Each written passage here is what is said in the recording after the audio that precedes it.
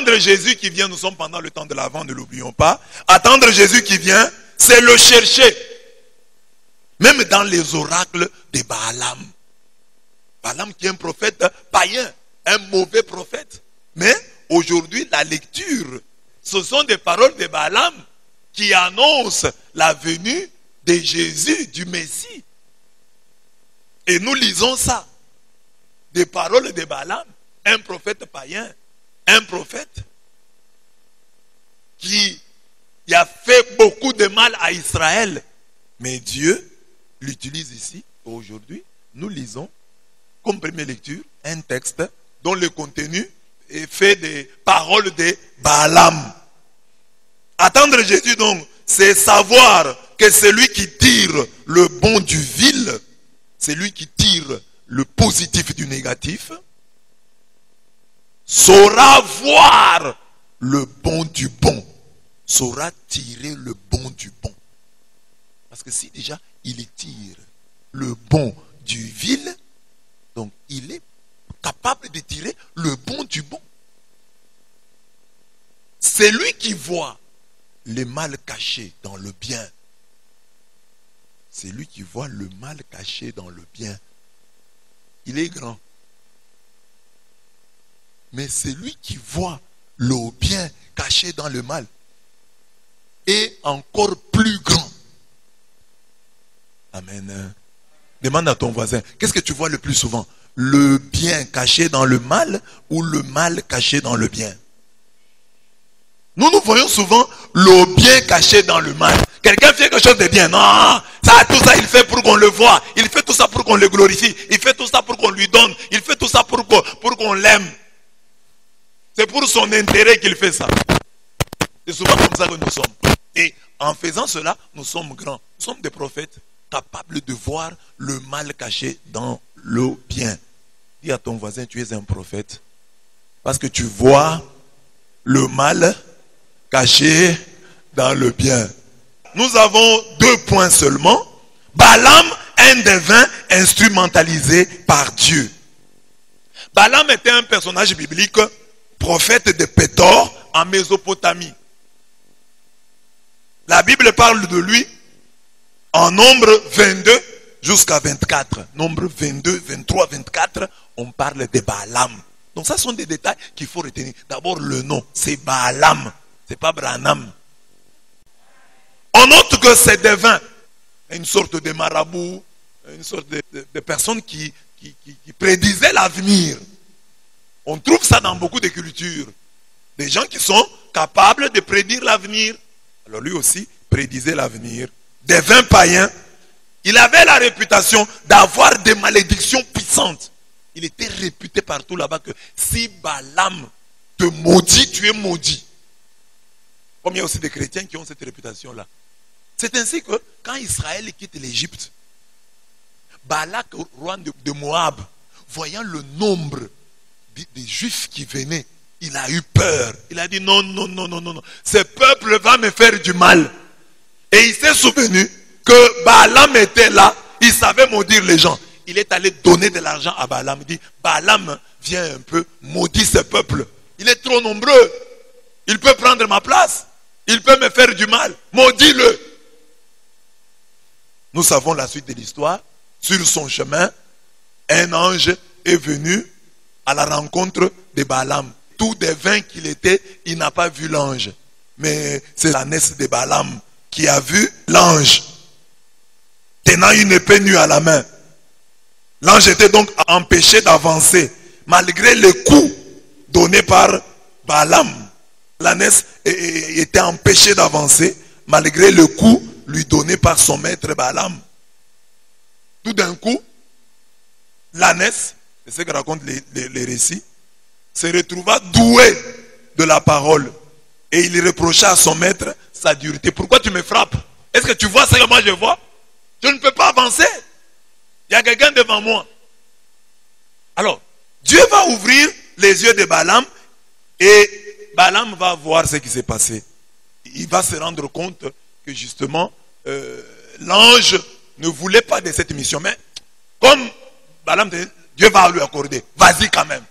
Balak, c'est lui le roi de Moab qui a donné, qui a soudoyé Balaam pour que Balaam aille maudire Israël. Donc il faut aussi retenir qu'il y a une différence entre Balak et Balaam. Les catholiques, souvent, ces textes comme ça, ils les lisent, ne retiennent pas le nom. Oh, c'est comme le prophète là qu'on avait appelé là, pour maudire là. Hein? Un prophète là, comme ça là. Il avait la naisse là. Et on l'avait appelé là pour maudire là. Il s'appelle Balaam. Et le roi qui lui a donné de l'argent pour qu'il maudisse Israël s'appelait Balak. Maintenant, il était payé pour aller maudire Israël. Quand il arrive, Dieu changea son langage et il commença à bénir Israël. Il bénit Israël à 3 reprises. Mais les textes suivants nous instruisent sur Balaam, sur le souvenir que Balaam a laissé dans l'esprit du peuple d'Israël. Nous avons lu ce texte vendredi, Deutéronome 23, 5 à 6. Lisons-le. L'Ammonite et le Moabite ne seront pas admis à l'assemblée de Yahweh. Le roi Balak est Moabite. Il est Moabite. Et il s'est opposé. C'est lui qui a appelé Balaam pour que Balaam vienne maudire Israël. Même leurs descendants à la 10e génération ne seront pas admis à l'assemblée de Yahweh. Et cela pour toujours. Pourquoi? Parce qu'ils ne sont pas venus à votre rencontre avec le pain et l'eau quand vous étiez en route à la sortie d'Égypte. Et parce qu'il a soudoyé, hein, c'est Balak, parce que Balak a soudoyé Balaam, fils de Béor, pour te maudire de Pétor en Aram Naharaïm. Deutéronome 23, 5 à 6. Dieu dit, les Ammonites et les Moabites, les enfants qui sont nés de l'union incestueuse entre Lot et ses 2 filles, Moab, Ammon. Alors ils ont sorti 2 peuples, les Ammonites et les Moabites. Dieu dit que les Moabites et les Ammonites ne feront jamais partie de l'assemblée de Dieu. Pourquoi? Parce que quand Israël est sorti d'Égypte, ils ne l'ont pas bien accueilli. Pourquoi? Parce que leur roi Balak a payé Balaam pour que Balaam puisse maudire Israël. Et vous voyez pourquoi le livre, maintenant il faut comprendre le livre de Ruth. Ruth était Moabite. Pourquoi on insiste? Ruth la Moabite. Pour dire voilà, une Moabite quand même s'est bien comportée. Une Moabite a été acceptée dans la famille de Dieu et même elle est entrée dans la généalogie de Jésus. Vous voyez la malédiction. Donc il peut y avoir une malédiction. Tu peux échapper à la malédiction de ta tribu. Comme Ruth la Moabite. Elle a échappé. On dit ici que c'est une parole de Dieu. C'est pas une parole de féticheur. Une parole de Dieu disait que l'Ammonite et les Moabites dehors ne peut pas entrer dans l'assemblée des enfants de Dieu. Mais Ruth, elle, a fait exception et elle est entrée. Il n'y a pas de loi établie. S'il y a une loi qui dit que toi qui es de telle tribu, toi qui es de telle famille, tu ne feras pas telle chose, tu ne feras pas telle autre chose, que le Dieu de Ruth la Moabite soit aussi ton Dieu. Que tu entres là où c'est interdit à ta tribu, là où c'est interdit à ton sexe, là où c'est interdit à ton âge, là où c'est interdit aux hommes de ta taille. Que tu entres là-bas, comme Ruth la Moabite. Un autre texte, c'est Josué 24, 9 à 10. Pour vous montrer l'image que Balaam a laissée dans le souvenir d'Israël. Puis s'éleva Balak, fils de Tsippor, roi de Moab, pour faire la guerre à Israël. Il envoya chercher Balaam, fils de Béor, pour vous maudire. Mais je ne voulus pas écouter Balaam. Il dut même vous bénir et je vous ai sauvé de sa main. Josué 24, 9 à 10. Donc Dieu accepte qu'en réalité, Balaam avait une puissance. Parce qu'il dit, on l'a appelé pour vous maudire. Et moi, je l'ai obligé à vous bénir. Donc il ne faut pas nier. Oh, mon papa, il a quelle puissance? Ma maman a quelle puissance pour me bénir? Il en a. Parce que tu peux voir quelqu'un parce que tu as des problèmes avec lui, tu doutes de sa puissance de bénédiction ou de malédiction. Pourquoi est-ce que Dieu dit? C'est dans la Bible ici, on dit, Donc, Balak a soudoyé, a payé Balaam pour qu'il vous maudisse. Mais je ne voulus pas écouter Balaam. Il dut même vous bénir et je vous ai sauvé de sa main. Donc, ne plaquez pas avec les gens qui bénissent ou qui maudissent. S'ils ont l'autorité, ils l'ont. Ce n'est pas parce que tu vas dire sans effet que ça ne va pas agir. Non. S'il te maudit, il faut que Dieu lui-même change. Mais Dieu reconnaît que Balaam avait ce pouvoir. Il était venu vous maudire. Et moi, je l'ai obligé à vous bénir. Voilà le travail de Dieu. C'est-à-dire que Dieu ne rejette pas le pouvoir de malédiction de ton père, de ton prophète, de ton grand frère, de tout celui à qui tu as fait le mal. Mais Dieu peut changer cette malédiction en bénédiction. Donc dans la vie, il faut chercher que les gens vous bénissent. Il faut dire, ah, lui il a quelle bénédiction. Ah, lui il a quelle malédiction. Non, le pouvoir est là. J'ai déjà prêché sur ça. Le pouvoir de bénédiction, Dieu l'a donné aux hommes. C'est lui qui est votre grand frère. C'est lui qui est votre papa. C'est lui qui est votre maman. Il a une parole sur vous. Toute victime de votre injustice, il devient une autorité. C'est lui à qui tu voles une poule. Tu lui donnes un ascendant spirituel sur toi. Toute fille à qui tu as fait du mal, que tu as trompé, tu lui donnes un ascendant spirituel sur toi. Elle peut te maudire pour autant que tu lui as fait du mal. Tout homme avec qui tu es sorti et dont tu as bouffé l'argent, hein, et que tu as fui, cet homme-là a un ascendant spirituel sur toi. Il peut te maudire. Pour autant qu'il était animé de bonnes intentions, il voulait bien t'épouser. Et toi, tu t'es dit, il ne va pas m'épouser, je vais seulement bouffer son argent. Quand tu bouffes son argent et que lui se rend compte que tu as bouffé son argent, s'il regrette et te maudit, tu es maudite, sœur. Il y en a qui peuvent avoir raison. Si Dieu déjà donne raison aux pauvres, il dit, le pauvre à qui tu ne donnes pas, s'il te maudit, Dieu va l'écouter. Amen. Prions donc pour que Dieu change toutes les malédictions en bénédiction. Ô Dieu de gloire, Dieu notre Dieu, change toute malédiction en bénédiction. Nous ne savons pas, mais nous pouvons soupçonner le nombre de gens qui nous maudissent jour et nuit. Change leur malédiction en bénédiction. Change leur malédiction en bénédiction.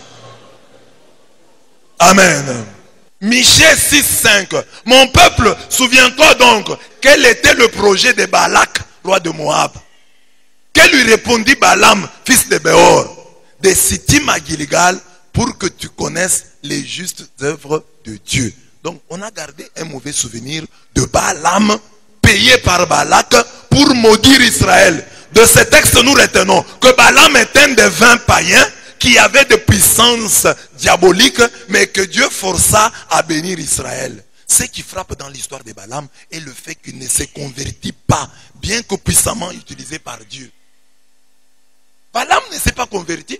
On n'a pas dit qu'il s'est converti. Au contraire, qu'est-ce qu'il a fait? Il donna aux Madianites. Il a vu son ânesse refuser d'avancer à cause de l'épée de l'ange. Dieu lui a parlé. Dieu lui a dit, j'allais te tuer.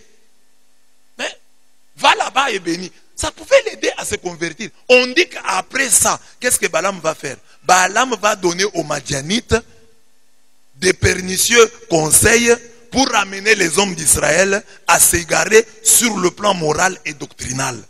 Balaam est accusé d'avoir conseillé aux femmes de Moab et de Madian de pervertir les Israélites.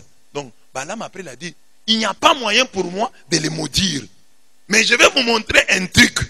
Envoyez vos femmes, vous les Madianites, vous les Moabites, envoyez vos femmes, que les Juifs couchent avec vos femmes, parce que Dieu leur a interdit ça. Si ils prennent vos femmes, Dieu lui-même va les frapper. C'est ça la technique. Mais lui, le prophète, a donné la technique aux Madianites et aux Moabites. Il dit, je pouvais les maudire, mais quand j'ouvre la bouche pour les maudire, je me retrouve en train de les bénir. Je vais vous donner un truc. Faites tout que vos femmes séduisent les Israélites. Comme ça, ils vont eux-mêmes créer une porte d'entrée par laquelle la malédiction va les atteindre. Ça, c'est la technique de Balaam. Et Moïse dira ça. Voilà pourquoi Moïse se fâcha contre ses soldats en ces termes. Pourquoi avez-vous laissé la vie à toutes les femmes? Ce sont elles qui, sur le conseil de Balaam, ont été pour les Israélites une cause d'infidélité à Yahweh dans l'affaire de Péor. D'où le fléau qui a sévi sur la communauté de Yahweh. Tuez donc tous les enfants mâles. Tuez aussi toutes les femmes qui ont connu un homme en partageant sa couche. Ne laissez la vie qu'aux petites filles qui n'ont pas partagé la couche d'un homme et qu'elles soient à vous. Donc vous tuez toutes les femmes qui ont eu des relations avec ces gens-là. Alors, ne gardez que les vierges. Vous voyez la valeur des vierges donnée ici.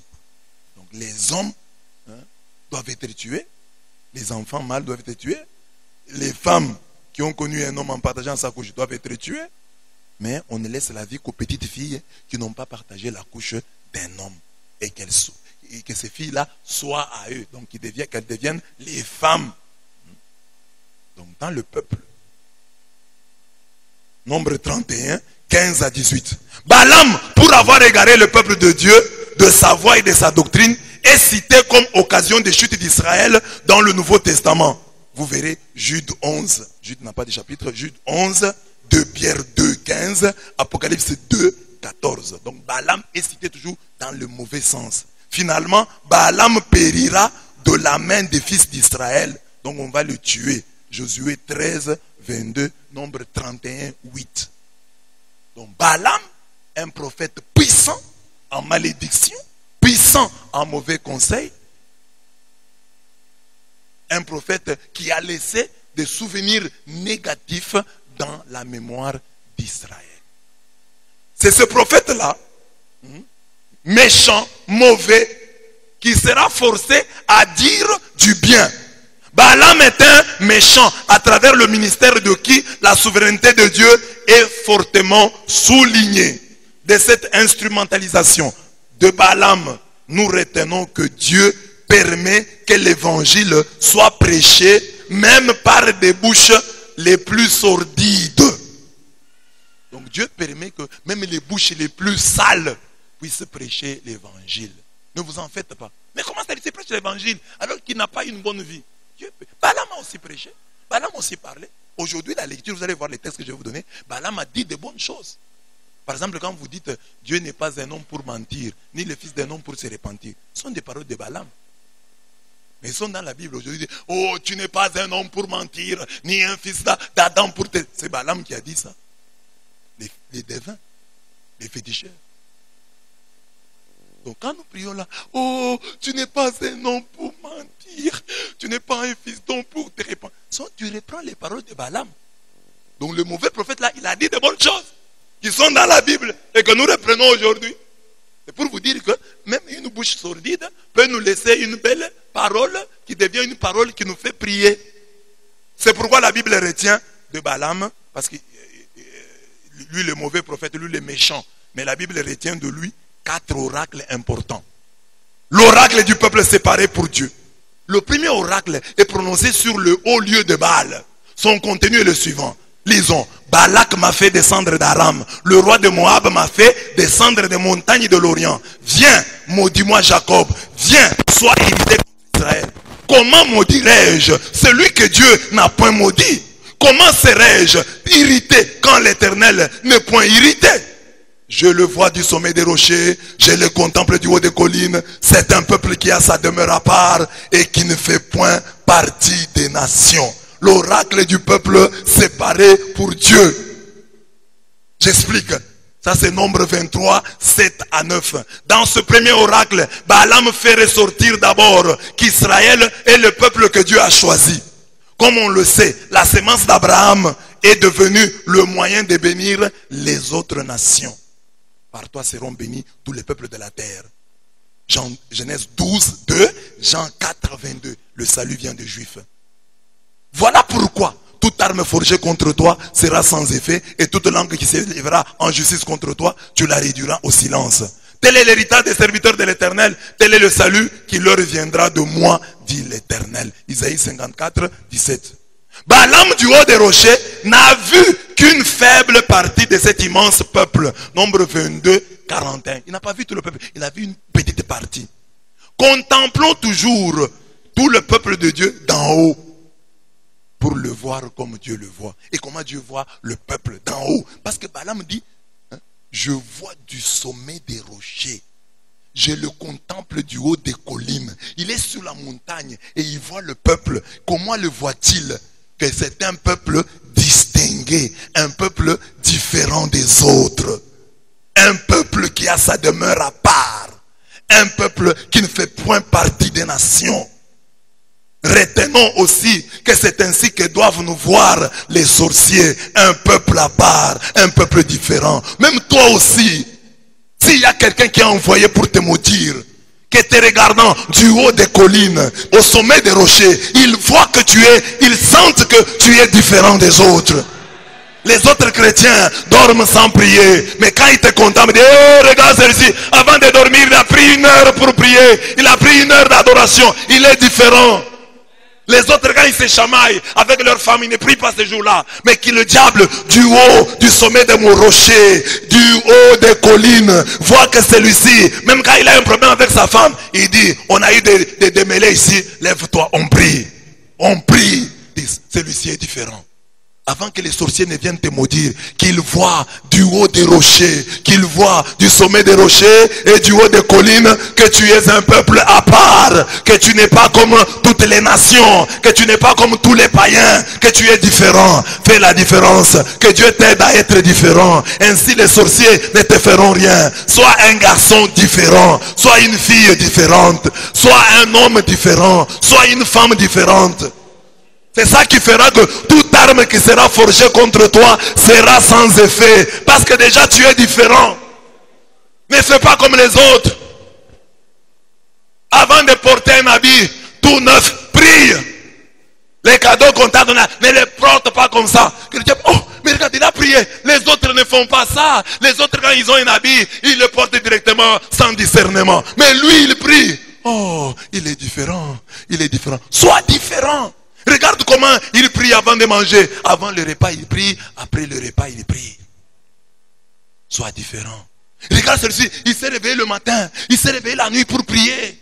Ça fait des années. Il se réveille la nuit pour prier. Il est différent. Et quand il prie, il ne pense même pas à lui-même. Il fait l'intercession.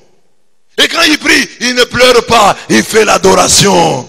Sois un peuple différent. Sois un peuple à part. Amen. Ça c'est le premier oracle. Nous sommes en Nombre 23, 7 à 9. Je vais vite. Deuxième oracle. Un peuple justifié. Lisons l'oracle. Lève-toi Balak. Écoute. Prête-moi l'oreille. Fils de Tsippor. Dieu n'est pas un homme pour ni un fils d'un homme pour se repentir. Ce qu'il a dit, ne le fera-t-il pas? Ce qu'il a déclaré, ne l'exécutera-t-il pas? Voici, j'ai reçu l'ordre de bénir. Il a béni, je ne le révoquerai point. Il n'aperçoit point d'iniquité en Jacob. Il ne voit point d'injustice en Israël. L'Éternel, son Dieu, est avec lui. Il est son roi, l'objet de son allégresse. Dieu les a fait sortir d'Égypte. Il est pour eux comme la vigueur du buffle. L'enchantement ne peut rien contre Jacob, ni la divination contre Israël. Au temps marqué, il sera dit à Jacob et à Israël, quelle est l'œuvre de Dieu? C'est un peuple qui s'élève comme une lionne et qui se dresse comme un lion. Il ne se couche point jusqu'à ce qu'il ait dévoré la proie et qu'il ait bu le sang des blessés. Nombre 23, 18 à 24. Deuxième oracle ou deuxième prophétie de Balaam. Belle prophétie. C'est là, dans le deuxième oracle qu'on a, Dieu n'est pas un homme pour mentir. C'est lui qui a dit ça, c'est Balaam. Un mauvais prophète. C'est lui qui a dit ça. Et toi aujourd'hui, mais voilà, c'est ça notre thème. Le bon caché dans le vil. Des bonnes paroles cachées en Balaam. Et qu'est-ce qu'il dit ici? Les assurances apportées par ce deuxième oracle sont encore plus extraordinaires. Comment l'écriture peut-elle dire que Dieu n'a pas aperçu d'iniquité en Jacob? C'est pourquoi j'ai dit un peuple justifié. Nous connaissons Israël comme un peuple à la nuque raide.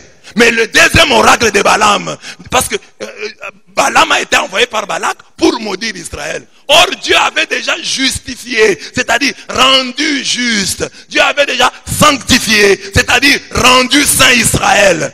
Et Balaam le constate et dit, mais Dieu n'a pas aperçu d'iniquité en Jacob. Dieu n'a pas vu d'injustice en Israël. Dites à votre voisin que Dieu ne voit pas. Que Dieu ne voit pas d'iniquité en toi. Que Dieu ne voit pas d'injustice en toi. Que Dieu te justifie. Que Dieu te sanctifie. Quand les gens t'accusent, les gens vont aller chez Dieu t'accuser. Oh, il a volé. Oh, il a fait ceci. Seigneur, maudis-le. Voilà qu'il a volé. Mais le prophète Balaam dit, non, en Israël, en Jacob, Dieu n'a vu ni iniquité, ni injustice. C'est-à-dire, il a fermé ses yeux. Qui accusera les élus de Dieu? C'est vrai, un peuple justifié. Un peuple justifié. Il ne voit pas d'injustice en Israël. L'Éternel, son Dieu, est avec lui. Il est son roi, l'objet de son allégresse. Donc Dieu, Israël est l'objet de son allégresse. Et puis il dit, l'enchantement ne peut rien. Un beau texte. Retenez ça. L'enchantement ne peut rien contre Jacob, ni la divination contre Israël. L'enchantement, c'est l'envoûtement. C'est le niveau le plus élevé de la... Donc Israël ne peut pas être envoûté. Dis ça sur toi en utilisant ton nom et ton prénom. L'enchantement ne peut rien contre toi, ni la divination ne peut rien contre toi. Autant marqué, même si ce peuple souffre, même si ce peuple a des problèmes, on dit autant marqué, il sera dit à Jacob et à Israël quelle est l'œuvre de Dieu. L'Éternel, son Dieu, est avec lui. Et un chant de triomphe royal est au milieu de lui. Le dire, c'est affirmer le contraire de ce que les faits semblent établir. Car Israël est connu comme un peuple à la nuque raide. Israël est connu comme un peuple têtu.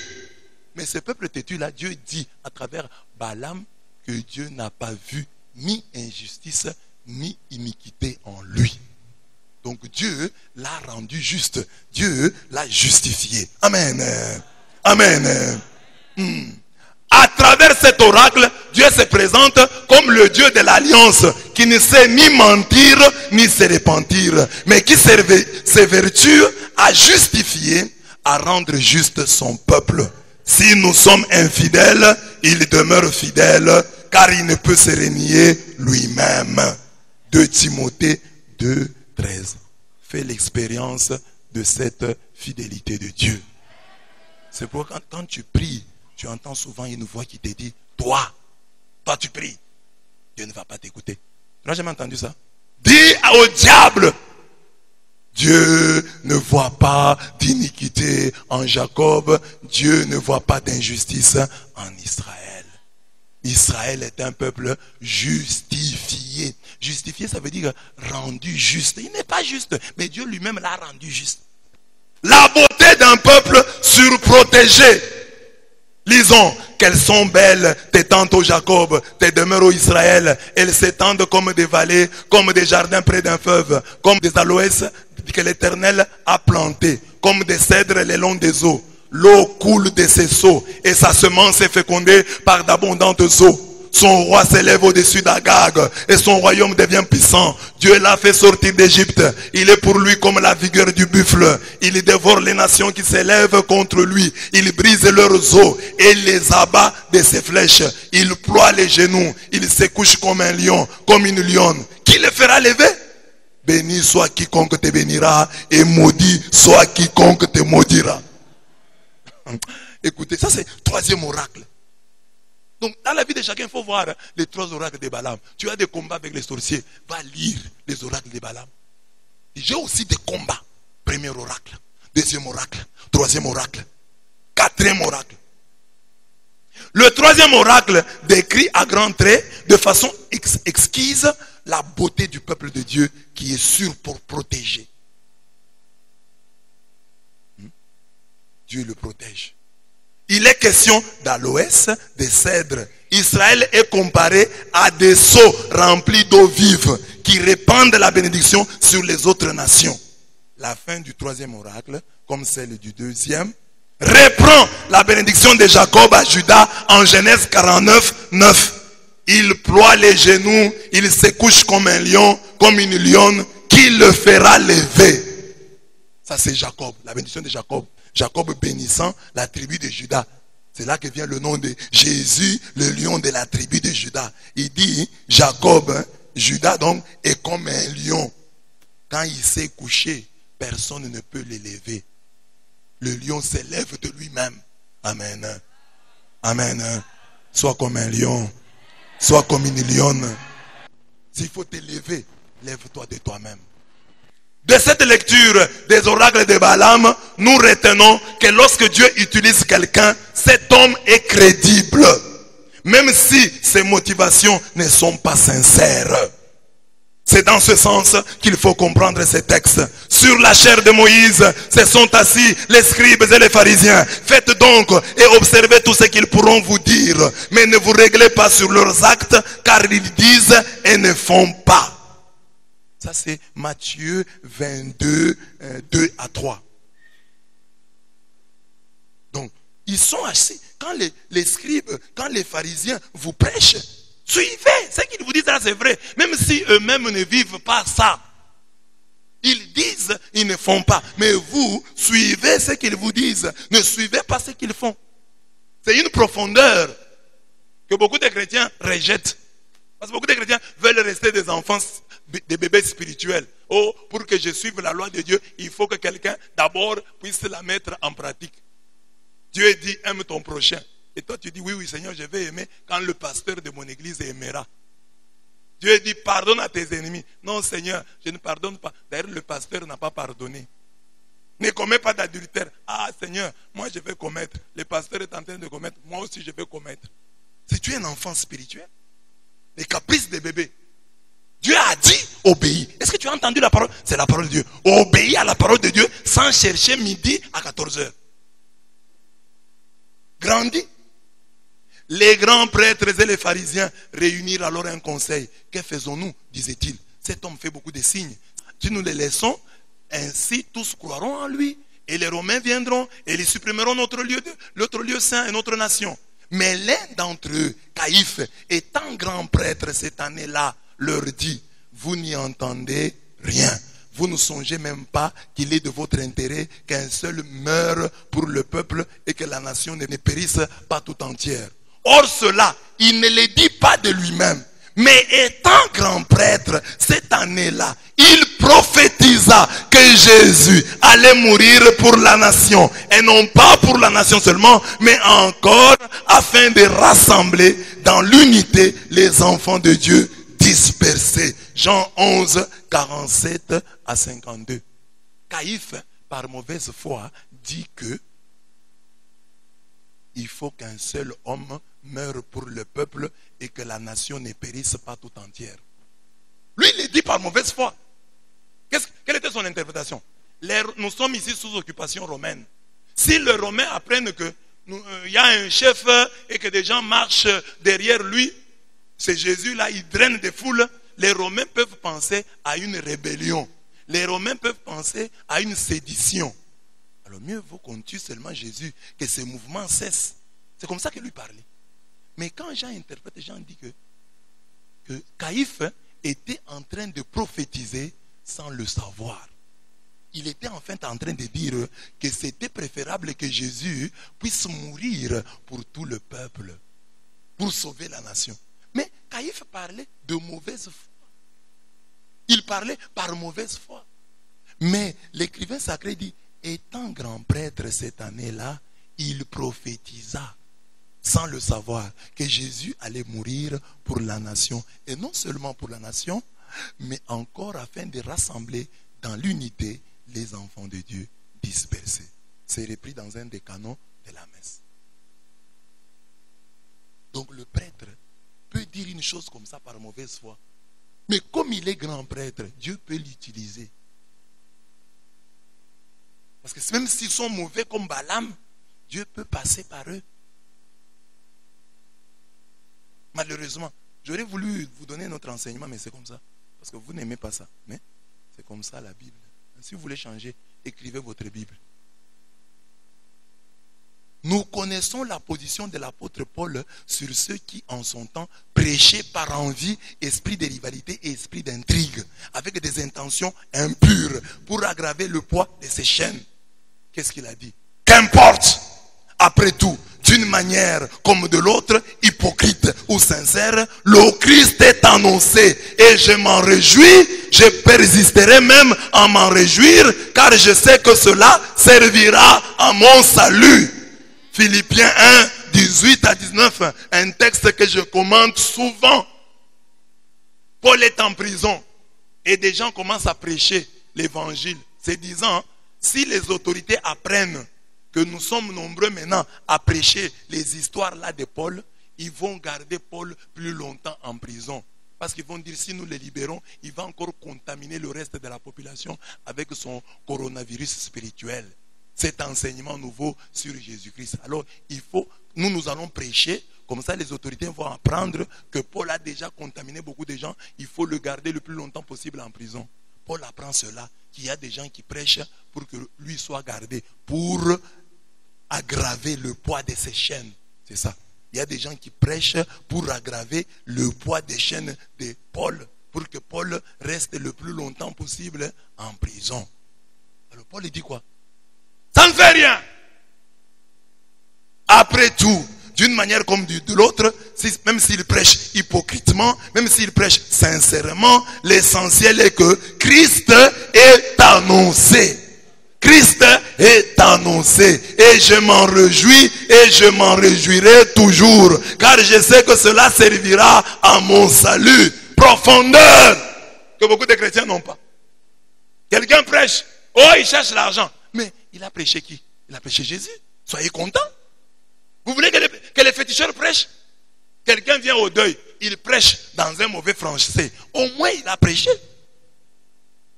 Quelqu'un prêche, mais il commet une petite erreur dans sa prédication. Au moins il a prêché. Christ est annoncé. Ça l'essentiel. Même dans un mauvais français, Christ est annoncé. C'est mieux qu'un féticheur. C'est mieux. Non. Comme ils ne disent pas que Marie est mère de Dieu, on les arrête. Non, ils ont dit quand même que Christ est le sauveur de l'humanité. Christ est annoncé. Christ est annoncé. J'ai déjà dit ici. Douce nuit, sainte nuit.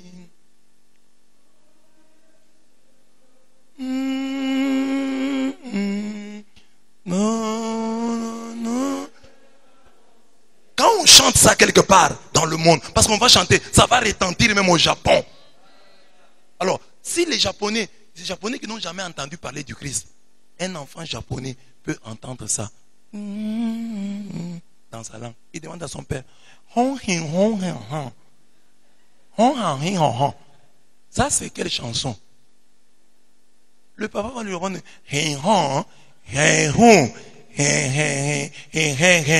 c'est-à-dire Jésus est né. Bon, vous refusez, vous connaissez les Japonais? Amen. Donc, au moins à Noël, tous les chrétiens devaient être contents qu'à Noël, malgré, Noël, ça devient maintenant des histoires mondaines. Mais au moins.